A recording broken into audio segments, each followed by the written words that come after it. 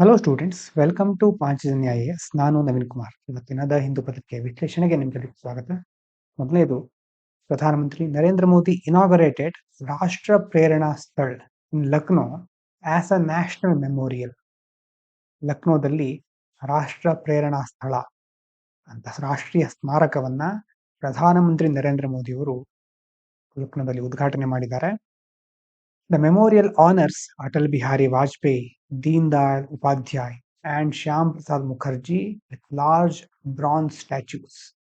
ಸ್ಮಾರಕದಲ್ಲಿ ಪ್ರಮುಖ ನಾಯಕರು ಅಟಲ್ ಬಿಹಾರಿ ವಾಜಪೇಯಿ, ದೀನ್ ದಯಾಳ್ ಉಪಾಧ್ಯಾಯ್, ಶ್ಯಾಮ್ ಪ್ರಸಾದ್ ಮುಖರ್ಜಿ ಎಲ್ಲರಿಗೆ ಗೌರವನ ಸಲ್ಲಿಸಿದ್ದಾರೆ. ಅವರ ಬೃಹತ್ ಕಂಚಿನ ಪ್ರತಿಮೆಗಳನ್ನ ಸ್ಥಾಪನೆ ಮಾಡಿದ್ದಾರೆ. Built over a vast area near the Gomti river. Gomti river ಹತ್ರ ಇರೋದು, ಇದು ಹತ್ರ ಲಕ್ನೋದಲ್ಲಿ ಇರೋದು. ಆ ರಿವರ್ ಬಗ್ಗೆ ನೋಡ್ಕೊಳ್ಳಿ ಮ್ಯಾಪ್ ನಲ್ಲಿ.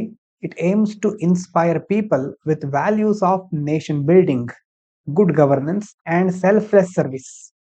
ಮುಖ್ಯವಾಗಿ ಈ ನಾಯಕರ ಒಂದು ಆದರ್ಶಗಳು ಮುಖ್ಯವಾಗಿ ರಾಷ್ಟ್ರ ನಿರ್ಮಾಣ ಮಾಡೋದಿರಬಹುದು, ಗುಡ್ ಗವರ್ನೆನ್ಸ್, ಸುಶಾಸನ್, ನಿಸ್ವಾರ್ಥ ಸೇವೆ, ಎಲ್ಲದರ ಬಗ್ಗೆ ಜನರಲ್ಲಿ, ವಿಶೇಷವಾಗಿ ಯುವ ಜನರಲ್ಲಿ ಒಂದು ಪ್ರೇರಣೆ ತರೋದು ಈ ಸ್ಮಾರಕದ ಮುಖ್ಯವಾದಂತ ಗುರಿ. ಇಂತಹ ಸ್ಮಾರಕಗಳನ್ನು ನಿರ್ಮಿಸೋದ್ರಿಂದ ನಿಮ್ಮ ಪ್ರಕಾರ ನಿಜವಾಗ್ಲೂ ಏನಾದ್ರೂ ಬದಲಾವಣೆ ಆಗುತ್ತಾ? ನಿಮ್ಮ ಅಭಿಪ್ರಾಯವನ್ನ ಕಮೆಂಟ್ ಮಾಡಿ. ಅಥವಾ ಸ್ಮಾರಕಗಳನ್ನು ನಿರ್ಮಿಸೋದ್ರಿಂದ ಎಷ್ಟು ಜನಕ್ಕೆ ಕೆಲಸ ಸಿಗುತ್ತೆ, ಅವರ ಜೀವನಕ್ಕೆ ಒಂದು ಜೀವನೋಪಾಯ ಸಿಕ್ತು, ಆ ಒಂದು ಪಾಯಿಂಟ್ ಬರುತ್ತೆ. ನಿಮ್ಮ ಪ್ರಕಾರ ಈ ಸ್ಮಾರಕಗಳನ್ನ ನಿರ್ಮಿಸೋದು ದೊಡ್ಡ ದೊಡ್ಡ ನಾಯಕರ ತತ್ವಗಳನ್ನ ಮುಂಚೂಣಿಗೆ ತರಲಿಕ್ಕೆ ಈ ರೀತಿ ಮಾಡ್ತಾರಲ್ವಾ? ಅದರ ನಿಮ್ಮ ಅಭಿಪ್ರಾಯ ಏನು ಅನ್ನೋದನ್ನ ಕಮೆಂಟ್ ಅಲ್ಲಿ ತಿಳಿಸಿ. Home Minister Amit Shah said India will soon become self-reliant in semiconductors and even start exporting them. ಆದಷ್ಟು ಬೇಗ ಭಾರತ ಏನಾಗ್ಬಿಡುತ್ತೆ, ಸೆಮಿಕಂಡಕ್ಟರ್ ಸೆಕ್ಟರ್ ನಲ್ಲಿ ಸೆಲ್ಫ್ ರಿಲಯಂಟ್ ಆಗುತ್ತೆ. ನಾವು ಸೆಲ್ಫ್ ರಿಲಯಂಟ್ ಅಂತಂದ್ರೆ ಕೇವಲ ಸ್ವಾವಲಂಬಿ ಆಗೋದು ಮಾತ್ರ ಅಲ್ಲ, ಬೇರೆ ದೇಶಗಳಿಗೆ ರಫ್ತನ್ನು ಮಾಡಲಿಕ್ಕೆ ಮುಂದಾಗ್ತೇವೆ ಅಂತ ಕೇಂದ್ರ ಗೃಹ ಸಚಿವರಾದ ಅಮಿತ್ ಶಾ ಅವರು ಹೇಳ್ತಾ ಇದ್ದಾರೆ. ಮಧ್ಯಪ್ರದೇಶದ ಒಂದು ಶೃಂಗಸಭೆ, ಅಭ್ಯುದಯ ಮಧ್ಯಪ್ರದೇಶ ಬೆಳವಣಿಗೆಯ ಶೃಂಗಸಭೆಯಲ್ಲಿ ನಮ್ಮ ದೇಶದ ಟೆಕ್ನಾಲಜಿಕಲ್ ಪ್ರೋಗ್ರೆಸ್ ಬಗ್ಗೆ ಈ ರೀತಿ ಹೇಳ್ತಾ ಇದ್ದಾರೆ. He highlighted that although India entered the semiconductor sector late, rapid policy support and investments are helping it catch up fast. ನಾವು ಭಾರತ ಈ ಸೆಮಿಕಂಡಕ್ಟರ್ ವಲಯಕ್ಕೆ ಕಾಲಿಟ್ಟಿರೋದು ಬಹಳ ತಡ ಆಗ್ಬಿಟ್ಟಿದೆ. ಆದ್ರೂ ಸಹ ಸರ್ಕಾರದ ಸಪೋರ್ಟ್, ಪಾಲಿಸಿ ಸಪೋರ್ಟ್ ಇರಬಹುದು, ಹೊಸ ಹೊಸ ನೀತಿಗಳು ಮತ್ತೆ ಇನ್ವೆಸ್ಟ್ಮೆಂಟ್, ಹೂಡಿಕೆ, ಇದರಿಂದಾಗಿ ನಾವು ಬೇರೆ ದೇಶಗಳನ್ನ ಹಿಂದಿಕ್ತೇವೆ ಅಥವಾ ನಾವು ನಮ್ಮ ಗುರಿಯನ್ನ ಆದಷ್ಟು ಬೇಗ ಸಾಧಿಸ್ತೇವೆ ಅಂತ ಅಮಿತ್ ಶಾ ಅವರು ಹೇಳ್ತಾ ಇದ್ದಾರೆ. Statement was made at the Abhyuday Madhya Pradesh growth summit, stressing balanced regional development and industrial growth across states. ಎಲ್ಲ ರಾಜ್ಯಗಳಲ್ಲಿ ಕೈಗಾರಿಕೆ ಬೆಳವಣಿಗೆ ಮತ್ತು ಸಮತೋಲಿತ ಅಭಿವೃದ್ಧಿ ಇದಕ್ಕೆ ಒತ್ತು ನೀಡೋದ್ರ ಮೂಲಕ ಆತ್ಮನಿರ್ಭರ್ ಭಾರತ ಗುರಿಯನ್ನು ತಲುಪಲಿಕ್ಕೆ ಸರ್ಕಾರ ಈ ಮೂಲಕ ಶ್ರಮ ಪಡ್ತಾ ಇದೆ. ಇನ್ನು heart and blood related diseases R the biggest killers in India.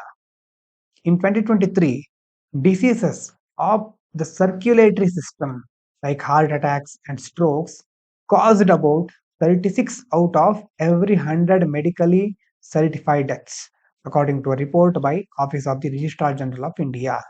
Registrar general ಕಚೇರಿಯ ಒಂದು ವರದಿ ಪ್ರಕಾರ ಭಾರತದಲ್ಲಿ 100 ಜನ ಸಾವನ್ನಪ್ತಾ ಇದ್ದಾರೆ ಅಂತಂದ್ರೆ ಆ ಮರಣದಲ್ಲಿ ಸುಮಾರು 36 ಮರಣ ಆಗಿರೋದು ಹೃದಯಾಘಾತ ಅಥವಾ ಪಾರ್ಶ್ವವಾಯು. ಇದೆಲ್ಲ ಸರ್ಕ್ಯುಲೇಟರಿ ಸಿಸ್ಟಮ್ಗೆ, ರಕ್ತ ಪರಿಚಲನಾ ವ್ಯವಸ್ಥೆಗೆ ಸಂಬಂಧಪಟ್ಟಿರುವಂತಹ ಕಾಯಿಲೆಗಳಿಂದ ಇಂತಹ ಮರಣಗಳು ಸಂಭವಿಸ್ತಾ ಇದೆ ಅಂತ ಈ ವರದಿ ಹೇಳ್ತಾ ಇದೆ. Older people are most affected but risk start early. ಹೆಚ್ಚು ತೊಂದರೆ ಇರೋದು, ಅಪಾಯ ಇರೋದು ಯಾರಿಗೆ? Older people. Deaths from these diseases var highest among people above 70 years. ಈ ಮರಣ ಕಂಡು ಬರ್ತಾ ಇರೋದು 70 ವರ್ಷಕ್ಕಿಂತ ಮೇಲ್ಪಟ್ಟವರಲ್ಲಿ. But they also became the leading cause of death from age 15 onwards, showing the problem start much earlier in life. ಆದ್ರೆ ಎಷ್ಟೋ ಕಡೆ 15 ವರ್ಷ ಆ ವಯಸ್ಸಿನಿಂದಾನೇ ಅಲ್ಲೂ ನಾವು ಇದರ ಒಂದು ಪರಿಣಾಮವನ್ನು ನೋಡ್ತಾ ಹೋಗಬಹುದು. ಸಾವಿಗೆ ಪ್ರಮುಖ ಕಾರಣ ಆಗ್ತಾ ಇರೋದು ಒಂದು ಕಳವಳಕಾರಿ ಸಂಗತಿ ಅಂತ ಹೇಳ್ತಾ ಇದ್ದಾರೆ. Reporting of medical causes of death is still uneven across India. Only about 22% of total registered deaths had medically certified causes, and some states and UTs reported very low numbers. Meaning the real burden of heart related diseases may be even higher. ಮಾಹಿತಿ ಕೊರತೆ ಇದೆ. ಇದು ಕೇವಲ ಈ ಒಂದು ವಿಷಯಕ್ಕೆ ಸಂಬಂಧಪಟ್ಟ ಹಾಗಲ್ಲ, ನಮ್ಮ ದೇಶದಲ್ಲಿ ಅದೆಷ್ಟೋ ಸೆಕ್ಟರ್ನಲ್ಲಿ ನಮಗೆ ಇನ್ಫಾರ್ಮೇಶನ್ ಇಲ್ಲ. ಅದಕ್ಕೆ ದೊಡ್ಡ ಮಟ್ಟದ ಜನಸಂಖ್ಯೆ, ಡೈವರ್ಸಿಟಿ ಇದೆಲ್ಲ ಸಹ ಕಾರಣ ಹೌದು. ಆದ್ರೆ ಒಳ್ಳೆಯ ಆಡಳಿತದಿಂದ ಸಮಸ್ಯೆಗಳನ್ನ ಪರಿಹರಿಸಬಹುದು. ನೋಂದಾಯಿತ ಮರಣದಲ್ಲಿ ಕೇವಲ 22% ಮಾತ್ರ ವೈದ್ಯಕೀಯವಾಗಿ ಪ್ರಮಾಣೀಕೃತವಾಗಿರೋದು. ಅಂದ್ರೆ ಆಕ್ಚುಲಿ ಈ ಮರಣದ ಅಥವಾ ಹೊರೆ, ಒಟ್ಟಾರೆ ರೋಗಗಳ ಹೊರೆ ವರದಿಲಿ ಇರೋದಕ್ಕಿಂತ ಜಾಸ್ತಿ ಇದೆ ಅಂತ ಅಂದಾಜು ಮಾಡ್ತಾ ಇದ್ದಾರೆ. ಇನ್ನು US is using economic pressure, not war.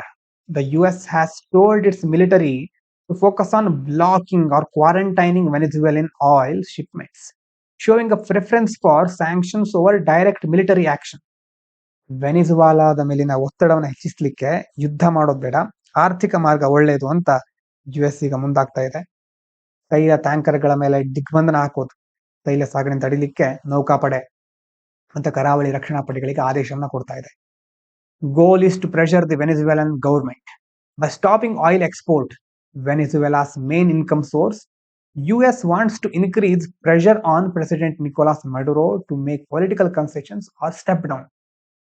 ತೈಲ ಮಾರಾಟದಿಂದಾನೇ ವೆನಿಜುವೆಲಕ್ಕೆ ದೊಡ್ಡ ಪ್ರಮಾಣದ ಆದಾಯ ಬರುವುದು. ಇದನ್ನ ತಡೆಯೋದ್ರ ಮೂಲಕ ನಿಕೋಲಸ್ ಮಡುರೋ ಅಂತಿದ್ದಾರೆ ಅಲ್ಲಿ ಅಧ್ಯಕ್ಷರು, ಅವರ ಸರ್ಕಾರದ ಮೇಲೆ ಒತ್ತಡ ತರೋದು, ಅವರನ್ನ ಕೆಳಗಿಳಿಯುವಂತೆ ಮಾಡೋದು ಅಮೆರಿಕದ ತಂತ್ರ. Navy and coast guard are enforcing the move. US Coast Guard and Navy have already intercepted oil tankers in the Caribbean and more seizures may follow, tightening the economic squeeze on Venezuela. ನಿಮ್ಮ ಕೆಲಸ ಏನಂತಂದ್ರೆ mapping ಅಥವಾ ಯಾವ್ದಾದ್ರು atlas open ಮಾಡಿ ವೆನಿಜುವೆಲಾ ಈ Caribbean ಪ್ರದೇಶದ ಅಲ್ಲಿ ಇರುವಂತಹ ದ್ವೀಪಗಳನ್ನ ನೋಡ್ಕೊಳ್ಳಿ ಕರೆಕ್ಟ್ ಆಗಿ, ಯಾವ್ಯಾವ ದ್ವೀಪ ಬರುತ್ತೆ, ಆ ದ್ವೀಪಗಳಿಗೆ ಬೇರೆ ಹೆಸರೇನಾದ್ರೂ ಇದೆಯಾ, ಬೇರೆ ಯಾವ ತರದ ಹೆಸರಿಂದ ಆದ್ರೂ ಕರೀತಾರ, ಮತ್ತೆ ಯಾವ್ದಾದ್ರೂ ಅಲ್ಲಿ ಭೂಮಧ್ಯ ರೇಖೆ, ಕರ್ಕಾಟಕ ಸಂಕ್ರಾಂತಿ ವೃತ್ತ ಹೇಳ್ತೀವಲ್ವಾ, tropic of cancer, equator, tropic of capricorn, ಮತ್ತೆ ಯಾವ್ದಾದ್ರು ಇಂಪಾರ್ಟೆಂಟ್ ಲೈನ್ಗಳು ಅಲ್ಲಿ ಹಾದು ಹೋಗುತ್ತಾ, ಅಲ್ಲಿರುವಂತಹ ಲೇಕ್ಸ್ಗಳು, ರಿವರ್ಗಳು, ಇದಿಷ್ಟನ್ನ ನೋಡ್ಕೊಂಡ್ರೆ ಫಿಲಿಮ್ಸ್ಗೆ ಹೆಲ್ಪ್ ಆಗಬಹುದು ಮ್ಯಾಪಿಂಗ್ ಪಾರ್ಟ್ ಅಲ್ಲಿ. ಯಾಕಂದ್ರೆ ಈ ತರ ಸಂಘರ್ಷದಲ್ಲಿರುವ ವಲಯಗಳ ಕುರಿತಾಗಿ ಎಷ್ಟೋ ಸಾರಿ ಕ್ವಶನ್ಗಳು ಬರ್ತಾ ಇರುತ್ತೆ. ಇಲ್ಲಿ ಹೇಳ್ತಾ ಇರೋದು ಈಗಾಗಲೇ ಕೆರಿಬಿಯನ್ ಸಮುದ್ರದಲ್ಲಿ ಟ್ಯಾಂಕರ್ಗಳನ್ನ ತಡೆದಿದ್ದಾರೆ, ಮುಂದಿನ ದಿನಗಳಲ್ಲಿ ಇನ್ನಷ್ಟು ಕಟ್ಟುನಿಟ್ಟಾಗುವ ಸಾಧ್ಯತೆ ಇದೆ. ಇನ್ನು China rejects the Pentagon's claim. China has criticized a report by the Pentagon saying it wrongly accuses Beijing of trying to weaken India-United States relations. ಅಮೆರಿಕದ ರಕ್ಷಣಾ ಇಲಾಖೆ, ಪೆಂಟಗಾನ್ ಅಂತ ಕರೀತೇವೆ, ಅದು ಬಿಡುಗಡೆ ಮಾಡಿತ್ತು ಒಂದು ವರದಿ. ಆ ವರದಿಯನ್ನ ಚೀನಾ ತೀವ್ರವಾಗಿ ಟೀಕಿಸ್ತಾ ಇದೆ. ಭಾರತ ಮತ್ತೆ ಅಮೆರಿಕದ ನಡುವಿನ ಸಂಬಂಧವನ್ನ ಚೀನಾ ದುರ್ಬಲಗೊಳಿಸಲಿಕ್ಕೆ ಪ್ರಯತ್ನಿಸ್ತಾ ಇದೆ ಅಂತ ಪೆಂಟಗಾನ್ ಆರೋಪ. ಆ ಆರೋಪವನ್ನ China ನಿರಾಕರಿಸಿಬಿಟ್ಟಿದೆ. Border tensions at the center of the dispute. The report allegedly suggests China is using reduced tension along the line of actual control to shift regional alignments. China says this is a false narrative and that the border situation with India is generally stable with communication mechanisms in place. ಈಗ ನಿನ್ನೆ ಸಹ ನೋಡಿದ್ವಿ ನಾವು, ಭಾರತ ಮತ್ತೆ China ನಡುವೆ ಎಷ್ಟೋ ಭಿನ್ನಾಭಿಪ್ರಾಯಗಳಿದೆ. China ಸಹ ಈಗ ಭಾರತವನ್ನ ತನ್ನೆಡೆಗೆ ಸೆಳ್ಕೊಳ್ಳಿಕ್ಕೆ LAC line of actual control ಅಲ್ಲಿ ತನ್ನ ಪಡೆಗಳನ್ನ ಹಿಂಪಡೆದುಕೊಳ್ಳೋದು, ಕಾರ್ಯಾಚರಣೆ ಉದ್ವಿಗ್ನತೆ ಯಾವುದನ್ನ ನಡೆಸದೇ ಇರೋದು, ಹೀಗೆ ಅದನ್ನ ಕಡಿಮೆ ಮಾಡ್ತಾ ಇದೆ. ಆ ಕಡಿಮೆ ಮಾಡ್ತಿರೋದು ಚೀನಾ ತನ್ನ ಪ್ರಾದೇಶಿಕ ಹಿತಾಸಕ್ತಿಗೋಸ್ಕರ ಬಳಸ್ಕೊಳ್ತಾ ಇದೆ ಅಂತ ಅಮೆರಿಕದ ವಾದ. ಆ ವಾದವನ್ನ ಚೀನಾ ಅದು ಸುಳ್ಳು ಅಂತ ಹೇಳ್ತಾ ಇದೆ. ಈಗ ಪರಿಸ್ಥಿತಿ ಸ್ಥಿರ ಹಾಕೊಂಡಿದೆ, ಅದ್ರಲ್ಲಿ ಏನು ದೊಡ್ಡ ಪ್ರಾಬ್ಲಮ್ ಏನಿಲ್ಲ, ಭಾರತ ನಾವು ಚೆನ್ನಾಗಿದ್ದೇವೆ ಅನ್ನೋದು ಚೀನಾದ ವಾದ. China accuses US is sowing discord. ನಮ್ಮ ಭಾರತ ಚೀನಾ ನಡುವೆ ಎಷ್ಟು ಅನ್ಯೋನ್ಯತೆಯಿಂದ ಇದ್ದೀವಿ ನಾವು, ನಮ್ಮ ನಡುವೆನೆ ನೀವು ವಿಷಯವನ್ನ ಬಿತ್ತಾ ಇದ್ದೀರಿ. Chinese Foreign Ministry spokesperson Lin Jian said the report is an attempt by the US to maintain military influence in the region and create divisions between China, India and Pakistan. America ಬಂದು ಈಗ military ಪ್ರಭಾವವನ್ನು ಉಳಿಸ್ಕೊಳ್ಳಿಕ್ಕೆ Bharat, China ಮತ್ತು ಪಾಕಿಸ್ತಾನದ ನಡುವೆ ವೈಷಮ್ಯವನ್ನು ಬಿತ್ತುತ್ತಾ ಇದೆ, ಭಿನ್ನಾಭಿಪ್ರಾಯ ಮೂಡಿಸ್ತಾ ಇದೆ ಅಂತ ಚೀನಾ ಆರೋಪ ಮಾಡ್ತಾ ಇದೆ. ಒಂದು ಆರ್ಟಿಕಲ್ ನೋಡೋಣ. The urban future with cities as dynamic ecosystems. Article ಹೇಳೋದೇನಂತಂದ್ರೆ, cities are not just buildings and roads. ಒಂದು ನಗರ ಪ್ರದೇಶವನ್ನ ಕಲ್ಪನೆ ಮಾಡ್ಕೊಳ್ಳಿ, ಅಥವಾ ನೀವಿರುವಂತಹ ನಗರ. ನಮಗೆ ನಗರ ಅಂತ ತಕ್ಷಣ ಏನ್ ನೆನಪಿಗೆ ಬರುತ್ತೆ? ಬಿಲ್ಡಿಂಗ್ಗಳು, ರೋಡ್ಸು, ತುಂಬಾ ವೆಹಿಕಲ್ಸು, ಪೊಲ್ಯೂಷನ್ನು ಅಲ್ವಾ? ಈ ತರ ತುಂಬಾ ವಿಷಯಗಳು ನೆನಪಿಗೆ ಬರ್ತಾ ಹೋಗುತ್ತೆ. ಆದ್ರೆ ಇಲ್ಲಿ ಹೇಳ್ತಾ ಇರೋದು ಸಿಟೀಸ್ ಅಂತಂದ್ರೆ ಅಷ್ಟು ಮಾತ್ರ ಅಲ್ಲ, they are living ecosystems made of people. ನಗರಗಳು ಸಹ ಒಂದು ಜೀವಂತಿಕೆಯ ಸ್ಥಾನ, ಜನರಿಂದ ಆಗಿರೋದು. And when urban planning ignores diversity, language, culture and migrants, cities become inefficient, unequal and unjust. ಯಾವುದೇ ಒಂದು ನಗರವನ್ನು ನಿರ್ಮಾಣ ಮಾಡಬೇಕಾದ್ರೆ ಅರ್ಬನ್ ಪ್ಲಾನಿಂಗ್ ಅಂತ ಹೇಳ್ತೀವಲ್ವಾ, ಪ್ಲಾನಿಂಗ್ ಅಲ್ಲೇ ಡೈವರ್ಸಿಟಿ, ಎಷ್ಟು ರೀತಿಯ ವೈವಿಧ್ಯತೆಗೆ ಇದು ಸೂಟ್ ಆಗಬೇಕು, ಎಷ್ಟು ರೀತಿಯ ವೈವಿಧ್ಯತೆಗೆ ಇದು ಅಳವಡಿಸ್ಕೊಳ್ಬೇಕು, ಲ್ಯಾಂಗ್ವೇಜ್, ಕಲ್ಚರ್, ಮೈಗ್ರೆಂಟ್ಸ್ಗಳು, ವಲಸೆ ಬರುವವರು, ಅವ್ರನ್ನೆಲ್ಲ ಕಡೆಗಣಿಸಿ ನಗರವನ್ನ ನಿರ್ಮಾಣ ಮಾಡಿದ್ರೆ ಮುಂದೆ ಇನ್ಎಫಿಷಿಯಂಟ್ ಆಗುತ್ತೆ, ಅನ್ಇಕ್ವಲ್, ಅನ್ಜಸ್ಟ್ ಆಗುತ್ತೆ. ಹಾಗಾಗಿ ಇಲ್ಲಿ ಹೇಳ್ತಾ ಇರೋದು ಸಿಟೀಸ್ ಅಂತಂದ್ರೆ ಒಂದು ಡೈನಾಮಿಕ್ ಇಕೋಸಿಸ್ಟಮ್ ಅಂತ. ಏನು ಹಾಗಂತಂದ್ರೆ city is not fixed or static. City ಅಂತಂದ್ರೆ ಫಿಕ್ಸ್ ಆಗಿರೋದಲ್ಲ, ಯಾವತ್ತು ಚೇಂಜ್ ಆಗ್ತಾ ಇರುತ್ತೆ. ಯಾಕೆ? ಜನರು ಬರ್ತಾ ಇರ್ತಾರೆ, ಹೋಗ್ತಾ ಇರ್ತಾರೆ, people keep coming and going, ಬೇರೆ ಬೇರೆ ಕಲ್ಚರ್ಸ್ ಮಿಕ್ಸ್ ಆಗುತ್ತೆ, ಜಾಬ್ಸ್ಗಳು ಚೇಂಜ್ ಆಗುತ್ತೆ, ಲ್ಯಾಂಗ್ವೇಜ್ ಚೇಂಜ್ ಆಗ್ತಾ ಇರುತ್ತೆ, ಮತ್ತೆ ಇವಾಲ್ಯೂಷನ್, ಒಂದು ವಿಕಾಸ ಆಗ್ತಾನೆ ಇರುತ್ತೆ. So city behaves like an ecosystem, not a machine. ಒಂದು ಮಷಿನ್ ತಂದ್ರಿ ಅಂತಂದ್ರೆ ಅದರಲ್ಲಿ ದೊಡ್ಡ ಬದಲಾವಣೆ, ಇವಲ್ಯೂಷನ್ ಏನು ಆಗ್ತಾ ಇರೋದಿಲ್ಲ, ಅಪ್ಗ್ರೇಡ್ ಮಾಡ್ತೇವೆ, ಅಪ್ಡೇಟ್ ಮಾಡ್ತಾ ಇರ್ತೇವೆ ಅಷ್ಟೇ. ಆದ್ರೆ ಈ ಒಂದು ಲಿವಿಂಗ್ ಥಿಂಗ್ಗಳು ಹೇಗೆ ಇವಾಲ್ವ್ ಆಗುತ್ತೋ ಅದೇ ರೀತಿ ಸಿಟಿಗಳು ಸಹ ಒಂದು ಇಕೋಸಿಸ್ಟಮ್ ತರ. ನೇಚರಲ್ಲಿ ಹೇಗೆ ಡಿಫರೆಂಟ್ ಸ್ಪೀಶೀಸ್ಗಳು ಒಟ್ಟಿಗೆ ಇರ್ತಾವ್ಯೋ, ಮತ್ತೆ ಅಡಾಪ್ಟೇಷನ್ ಅನ್ನೋದು ನೆಸೆಸರಿ. ನಾವು ಅಡಾಪ್ಟ್ ಆಗಿಲ್ಲ ಅಂತಂದ್ರೆ ನಾವು ಸರ್ವೈವ್ ಆಗ್ಲಿಕ್ಕೆ ಆಗೋದಿಲ್ಲ. ಬ್ಯಾಲೆನ್ಸ್ ಮಾಡ್ಕೊಳ್ಳೋದು ಇಂಪಾರ್ಟೆಂಟ್ ನೇಚರಲ್ಲಿ. ಅದೇ ರೀತಿ ಸಿಟಿಗಳಲ್ಲೂ ಸಹ ತುಂಬಾ ಜನರು ಇರ್ತಾರೆ, ಕಲ್ಚರ್ ಮಿಕ್ಸ್ ಆಗ್ತಾ ಇದೆ, ಲ್ಯಾಂಗ್ವೇಜಸ್ಗಳು ಒಂದೇ ಸಾರಿ ಎಕ್ಸಿಸ್ಟ್ ಆಗ್ಬೇಕಾಗಿರುತ್ತೆ. ಪ್ಲಾನಿಂಗ್ ಮಸ್ಟ್ ಅಡಾಪ್ಟ್ ಕಂಟಿನ್ಯೂಸ್ಲಿ, ಅಲ್ವಾ? ನಿರಂತರವಾಗಿ ಪ್ಲಾನಿಂಗ್ ಅನ್ನು ನಾವು ಅಡಾಪ್ಟ್ ಮಾಡ್ಕೊಳ್ತಾನೆ ಇರ್ಬೇಕಾಗತ್ತೆ. ಆದ್ರೆ ಮಿಸ್ಸಿಂಗ್ ಲಿಂಕ್ ಏನು ಈಗಿರೋದು? ನಾವು ಪ್ಲಾನ್ ಮಾಡೋದು ಯಾವ್ದ್ರ ಮೇಲೆ?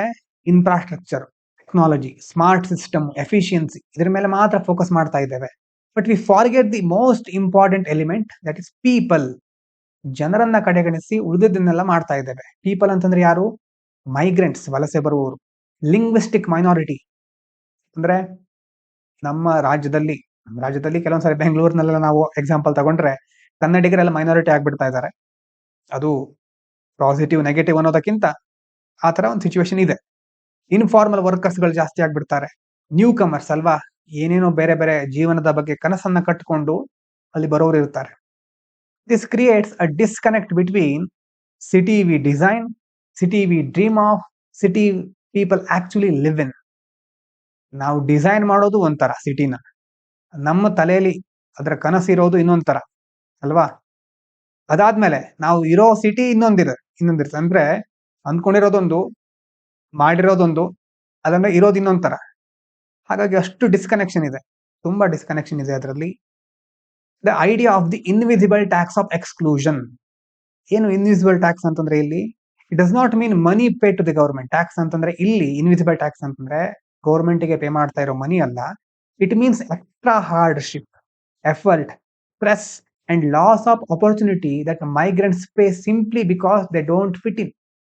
ಯಾವ್ದ್ಯಾವ್ದೋ ಉತ್ತರ ಭಾರತದಿಂದ ಬೆಂಗಳೂರಿಗೆ ಬರ್ತಾರೆ, ಅಥವಾ ನಮ್ಮ ರಾಜ್ಯದವರು ಎಲ್ಲೋ ಬೇರೆ ಕಡೆ ಹೋಗಿರ್ತಾರೆ ಅಂತ ಇಟ್ಕೊಳ್ಳಿ.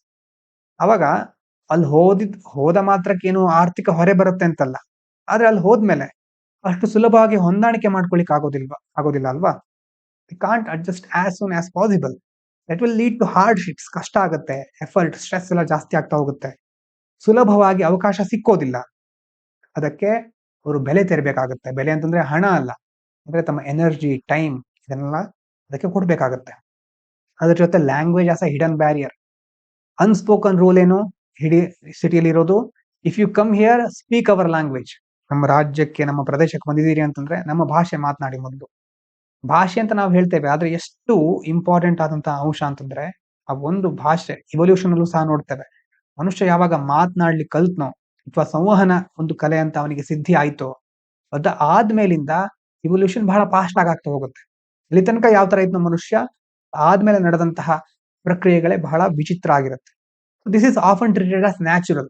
ಯಾವುದೇ ಪ್ರದೇಶಕ್ಕೆ ಹೋಗಿ ಇಲ್ಲಿನ ಭಾಷೆ ಮಾತಾಡಿದ್ರೆ ನೀವು ಬಹಳ ಬೇಗ ಕನೆಕ್ಟ್ ಆಗ್ತೀರಿ. ಆದ್ರೆ ಅದೇ ಸಂದರ್ಭದಲ್ಲಿ ಮಾತನಾಡ್ಲಿಕ್ಕೆ ಬರಲ್ಲ ಅಂತಂದ್ರೆ ಇನ್ಇಕ್ವಾಲಿಟಿ ಸಹ ಕ್ರಿಯೇಟ್ ಆಗ್ತಾ ಹೋಗುತ್ತೆ. Job applications are in one language. ಯಾಕೆ ಲ್ಯಾಂಗ್ವೇಜ್ ಅನ್ನೋದು ಬ್ಯಾರಿಯರ್ ಆಗ್ಬಿಡುತ್ತೆ? ಅಲ್ಲಿ ಹೋಗಿ ಜಾಬ್ ಅಪ್ಲೈ ಮಾಡ್ತೀರಿ ಅಂತಂದ್ರೆ ಆ ಪ್ರದೇಶದ ಭಾಷೆ ಇರುತ್ತೆ. ಗವರ್ಮೆಂಟ್ ಫಾರ್ಮ್ಸು ಮೋನೋಲಿಂಗ್ವಲ್, ಅಲ್ಲೂ ಸಹ ಹಾಗೆ ಒಂದೇ language. Hospitals, welfare officers communicates ಇನ್ ಒನ್ ಲ್ಯಾಂಗ್ವೇಜ್. ನಿಮಗೆ ಏನಾದ್ರೂ ಅನಿವಾರ್ಯತೆ ಬಂದಾಗ ಅಲ್ಲಿರೋ ಆಫೀಸಿಗೆ, ಹಾಸ್ಪಿಟಲ್ಗೆ ಹೋಗ್ತೀರಾ ಅಂತಂದ್ರೆ ನಿಮ್ಗೆ ತಿಳಿಸ್ಲಿಕ್ಕೆ ಆಗೋದಿಲ್ಲ, ಅವ್ರು ಮಾತಾಡೋ ಭಾಷೆ ಬೇರೆ. ಮತ್ತೆ ರೆಂಟಲ್ ಅಗ್ರಿಮೆಂಟ್ಸ್, ಒಂದು ಬೇರೆ ಕಡೆಯಿಂದ ಬಂದಿರ್ತೀರಿ, ಬಾಡಿಗೆ ಮನೆ ಪಡ್ಕೊಂಡಿರ್ತೀರಿ ಅಂತಂದ್ರೆ ಅಗ್ರಿಮೆಂಟ್ ಸಹ ಲೋಕಲ್ ಲ್ಯಾಂಗ್ವೇಜ್ ಅಲ್ಲಿ ಇರುತ್ತೆ, ಲೀಗಲ್ ಲ್ಯಾಂಗ್ವೇಜ್. ಮತ್ತೆ public officers except linguistic conformity. Public office ಅಲ್ಲಿ ಎಕ್ಸ್ಪೆಕ್ಟ್ ಮಾಡ್ತಾರೆ ಲಿಂಗ್ವಿಸ್ಟಿಕ್ ಕನ್ಫರ್ಮಿಟಿಯನ್ನ.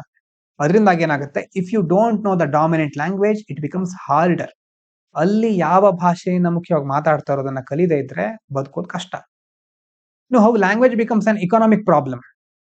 ಹೇಗೆ ಲ್ಯಾಂಗ್ವೇಜ್ ಇಂದ ಇಕನಾಮಿಕ್ ಪ್ರಾಬ್ಲಮ್ ಕ್ರಿಯೇಟ್ ಆಗುತ್ತೆ ಅಂತಂದ್ರೆ, ಮೈಗ್ರೆಂಟ್ಸ್ ಗಳಿಗೆ ಜಾಬ್ ಹುಡುಕ್ಲಿಕ್ಕೆ ಆಗೋದಿಲ್ಲ, ನೆಗೋಷಿಯೇಟ್ ಮಾಡ್ಲಿಕ್ಕೆ ಆಗೋದಿಲ್ಲ. ಅಂತಂದ್ರೆ ಒಬ್ಬರ ಜೊತೆ ಕೆಲ್ಸಕ್ಕೆ ಹೋದಾಗ, ಒಂದು ಕಂಪನಿ ಕೆಲ್ಸಕ್ಕೆ ಹೋಗ್ತೀರಿ ಅಂತ ಇಟ್ಕೊಂಡ್ರೆ, ಈಗ ಇಂಗ್ಲಿಷ್ ಇದೆ, ಆದ್ರೆ ಸ್ಥಳೀಯ ಮಟ್ಟದ ಕೆಲಸಗಳನ್ನ ಊಹಿಸ್ಕೊಳ್ಳಿ.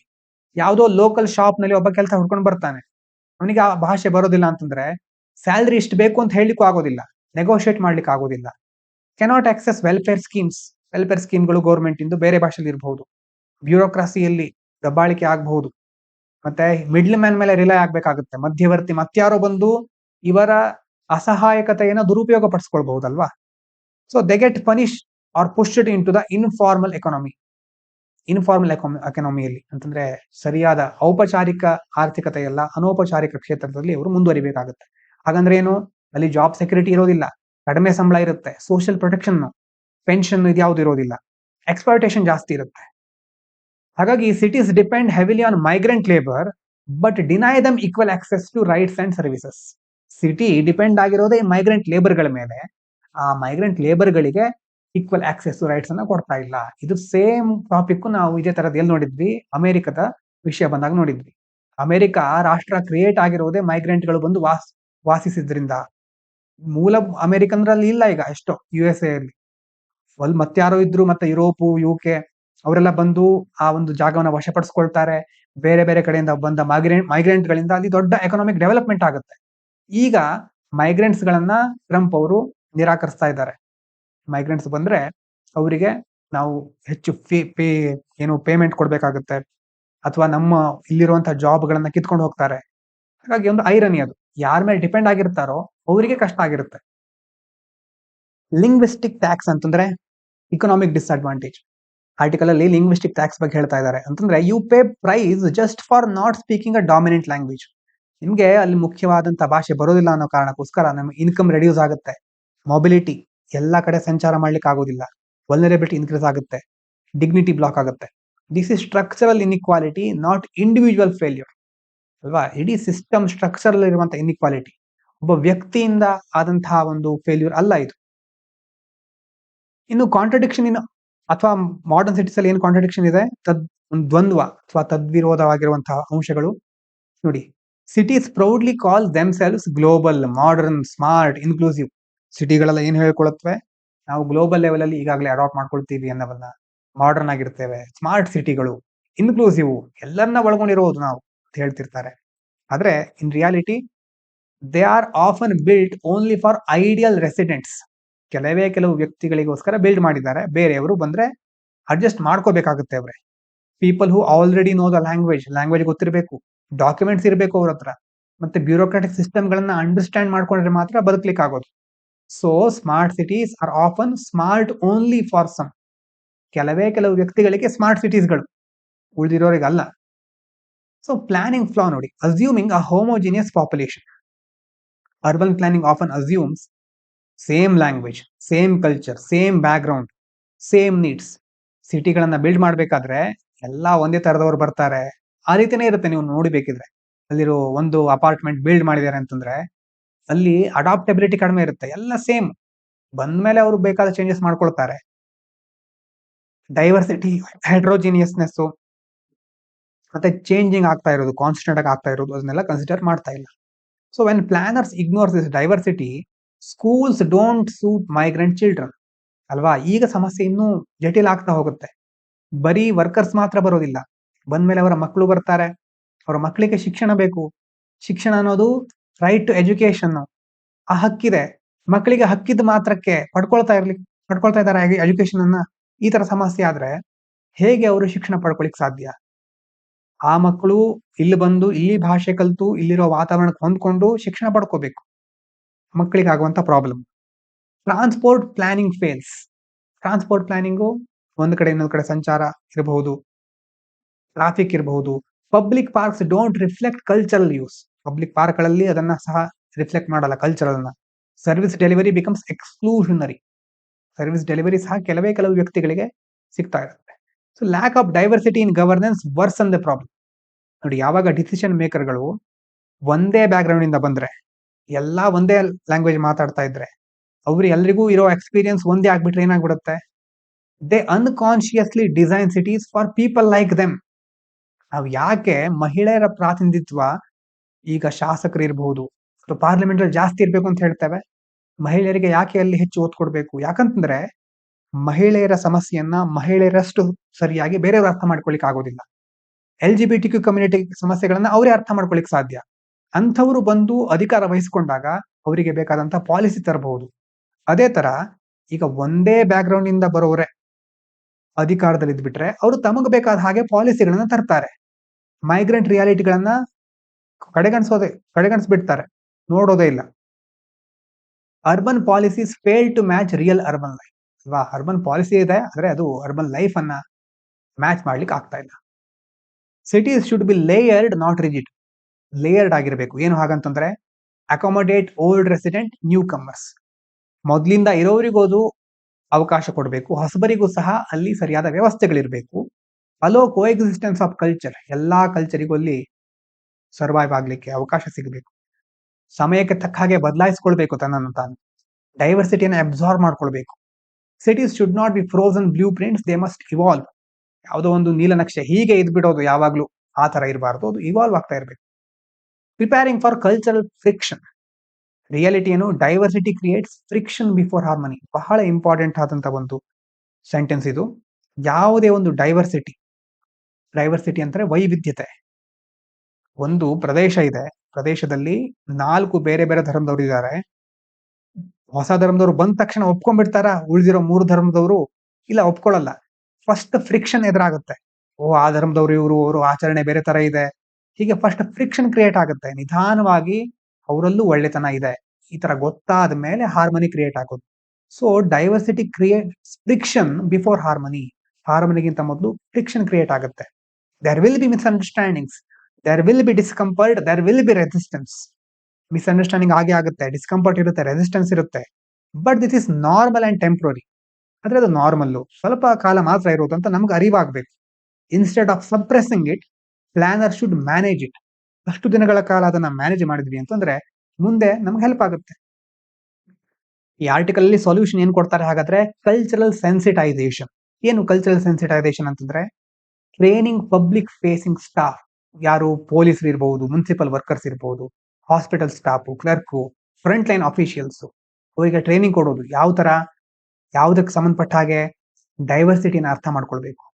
ರೆಸ್ಪೆಕ್ಟ್ಫುಲ್, ಗೌರವಯುತವಾಗಿ ಮಾತನಾಡೋದು, ಕಮ್ಯುನಿಕೇಟ್ ಮಾಡೋದು, ಮತ್ತೆ ಲಿಂಗ್ವಿಸ್ಟಿಕ್ ಡಿಫರೆನ್ಸ್ ಅನ್ನ ಹ್ಯಾಂಡಲ್ ಮಾಡೋದ್ರ ಬಗ್ಗೆ. ಎಕ್ಸ್ಕ್ಲೂಷನ್ ಮಾಡಬಾರ್ದು ಯಾರನ್ನ, ಇದ್ರ ಬಗ್ಗೆ ಟ್ರೈನಿಂಗ್ ಕೊಡಬೇಕು. This is not just about being polite. ಹೌದು, ಪೊಲೈಟ್ ಆಗಿದ್ದು ಇರೋದು ಅದು ಓಕೆ, ಆದ್ರೆ ಅಷ್ಟು ಮಾತ್ರ ಅಲ್ಲ. ಎಫಿಷಿಯನ್ಸಿ ಇಂಪ್ರೂವ್ ಆಗುತ್ತೆ ಇದರಿಂದ, ಕಾನ್ಫ್ಲಿಕ್ಟ್ಗಳು ರೆಡ್ಯೂಸ್ ಆಗುತ್ತೆ, ಡೆಮೋಕ್ರಸಿ ಇನ್ನಷ್ಟು ಸ್ಟ್ರೆಂಥನ್ ಆಗುತ್ತೆ ಅಲ್ವಾ, ಅದಕ್ಕೆ ಇನ್ನಷ್ಟು ಬಲ ಬರುತ್ತೆ. ಮತ್ತೆ rights ensures rights reach people. ಜನರ ಹಕ್ಕುಗಳು ಅವರಿಗೆ ಸರಿಯಾಗಿ ಸಿಗ್ಬೇಕಾಗತ್ತೆ. ಹಾಗಾಗಿ ನಾವು people must adjust to the city. ಜನರೇ ಸಿಟಿಗೆ ಅಡ್ಜಸ್ಟ್ ಆಗಬೇಕು ಅನ್ನೋ ಒಂದು ಥಾಟ್ ಇಂದ cities must adapt to people, ಅದ್ರ ಕಡೆ ನಾವು ಬದಲಾಗಬೇಕು. This is a paradigm shift in urban governance. ಆ ಶಿಫ್ಟ್ ಆಗಬೇಕಾದ ಅವಶ್ಯಕತೆ ಇದೆ. So cities must be designed for those born hither. ಯಾರು ಅಲ್ಲಿ ಹುಟ್ಟಿರ್ತಾರೋ ಅವರಿಗೆ. ದೋಸ್ ಹು ಅರೈವ್ ಡಿಕೇಡ್ಸ್ ಎಗೋ. ಸಿಟಿ ಹೇಗೆ ನಿರ್ಮಾಣ ಮಾಡಬೇಕು ನೋಡಿ, ಎಷ್ಟು ಬಹಳ ಉತ್ತಮವಾದಂತಹ ಅಂಶಗಳನ್ನು ಹೇಳ್ತಾರೆ. ಅಲ್ಲೇ ಹುಟ್ಟಿರೋರಿಗೂ ಅದು ಸರಿಯಾಗಿರ್ಬೇಕು. 10 ವರ್ಷಗಳಿಂದ ಅಲ್ಲಿದಾರಲ್ವಾ ಅವರಿಗೂ. ಅದಾದ್ಮೇಲೆ ದೋಸ್ ಹು ಅರೈವ್ಡ್ ಎಸ್ಟರ್ಡೇ. ನಿನ್ನೆ ತಾನೇ ಬಂದು ಸೇರ್ಕೊಂಡಿರೋರಿಗೂ ಆ ಸಿಟಿ ತನ್ನನ್ನ ಅಲ್ಲಿ ಅವರಿಗೆ ತೆರೆದುಕೊಳ್ಬೇಕು, ಅವರಿಗೆ ಅಲ್ಲಿ ಸರಿಯಾದ ಅವಕಾಶಗಳು ಸಿಗಬೇಕು. ದೋಸ್ ಹೂ ವಿಲ್ ಅರೈವ್ ಟುಮಾರೋ. ಇದು ನೋಡಿ ಎಷ್ಟು ಚೆನ್ನಾಗಿದೆ. ಮುಂದೆ ಬರೋರಿಗೂ ಸಹ ಅದು ತನ್ನನ್ನ ಸ್ವಾಗತಿಸಬೇಕು ಅವರನ್ನ. So a successful city welcomes diversity. Diversity welcome ಮಾಡುತ್ತೆ. ಬಿಲಾಂಗಿಂಗ್ನೆಸ್. ನೀವೆಲ್ಲ ನಮ್ಮ ಭಾಗಕ್ಕೆ ಸೇರಿದವರು ಅನ್ನುವಂತ ಒಂದು ಭಾವನೆ ಮೂಡಿಸುತ್ತೆ. ಇಂಟಿಗ್ರೇಷನ್ ಅನ್ನ ಎನ್ಕರೇಜ್ ಮಾಡುತ್ತೆ, ರೀಜನರೇಷನ್ ಅನ್ನ ಅಲೋ ಮಾಡುತ್ತೆ. ಆದ್ರೆ ಆ ಮಿಸ್ಸಿಂಗ್ ಲಿಂಕ್ ಏನು? Empathy. Infrastructure alone does not make a city successful. The real measure of success is dignity, belonging, security, recognition. ಅಲ್ವಾ? ಕೇವಲ ಇನ್ಫ್ರಾಸ್ಟ್ರಕ್ಚರ್ ಇದ್ರೆ ಸಾಕಾ? ಇಲ್ಲ, ಡಿಗ್ನಿಟಿ ಇರಬೇಕು ಜನರಿಗೆ, ತಮ್ಮದೇ ಪ್ರದೇಶ ಅನ್ನುವಂತ ಒಂದು ಭಾವನೆ ಇರಬೇಕು, ಸೆಕ್ಯೂರಿಟಿ ಇರಬೇಕು, ಅವರಿಗೆ ರೆಕಗ್ನಿಷನ್ ಸಿಗಬೇಕು. So empathy becomes a planning principle, not just a moral value. ನಾವು ಸ್ಟಾರ್ಟ್ ಮಾಡಿದ್ದು ಗವರ್ನೆನ್ಸ್ ಇಂದ, ಸಿಟಿ ಅರ್ಬನ್ ಪ್ಲಾನಿಂಗು ಇದರಿಂದ, ಎಂಡ್ ಮಾಡಿರೋದು ಯಾವ್ದ್ರಿಂದ? ಎಥಿಕ್ಸ್ ಇಂದ. ಗೊತ್ತಾಗ್ತಾ ಇದೆಯಾ? ಹೀಗೆ ನಾವು ಒಂದು ಟಾಪಿಕ್ ಅನ್ನ ತೆಗೆದುಕೊಂಡ್ರೆ ಅದರ ಬೇರೆ ಅಂಶಗಳನ್ನ ಸಹ ನೋಡ್ತಾ ಹೋಗ್ಬೇಕಾಗುತ್ತೆ. GS2 ಇಂದ ಸ್ಟಾರ್ಟ್ ಮಾಡಿ GS1 or 2 ಇಂದ ಸೊಸೈಟಿಲೂ ಬರುತ್ತೆ ಇದು. ಸೊಸೈಟಿಲಿ ಮೈಗ್ರೇಷನ್ ಕಾನ್ಸೆಪ್ಟ್, ಅರ್ಬನೈಸೇಷನ್ ಅಲ್ಲೂ ಬರುತ್ತೆ. ಸೊಸೈಟಿ GS1 2 3 4 ಎಲ್ಲ ಕಡೆ ಲಿಂಕ್ ಆಗ್ತಾ ಇರುತ್ತೆ ಇದು. ಹಾಗಾಗಿ ಬೇರೆ ಬೇರೆ ಆಯಾಮಗಳನ್ನ ನೋಡೋದು ಕಲ್ತ್ಕೊಳ್ಳಿ. ಬರೀ ಪ್ಲಾನಿಂಗ್ ಪ್ರಿನ್ಸಿಪಲ್ ಮಾತ್ರ ಅಲ್ಲ ಎಂಪತಿ ಅನ್ನೋದು, ಅದೊಂದು ಮಾರಲ್ ವ್ಯಾಲ್ಯೂ. ಹಾಗಾಗಿ ಆ ವ್ಯಾಲ್ಯೂ ಇದ್ದಾಗ, ಅದ್ರ ಜೊತೆ ಕೆಲಸ ಮಾಡಿದಾಗ, ಸರಿಯಾದ ಕ್ರಮಗಳನ್ನ ಕೈಗೊಂಡಾಗ ಪ್ರತಿಯೊಂದು ಸುಗಮವಾಗಿ ಸಾಗುತ್ತೆ ಅಂತ ಈ ಆರ್ಟಿಕಲ್ ಅಲ್ಲಿ ಹೇಳ್ತಾ ಇದ್ದಾರೆ. ಇವಿಷ್ಟು ಇವತ್ತಿನ ಮುಖ್ಯವಾದ ವಿಚಾರಗಳು. ಎಲ್ರಿಗೂ ಧನ್ಯವಾದಗಳು. ಇದು ಪಾಂಚಜನ್ಯ IAS.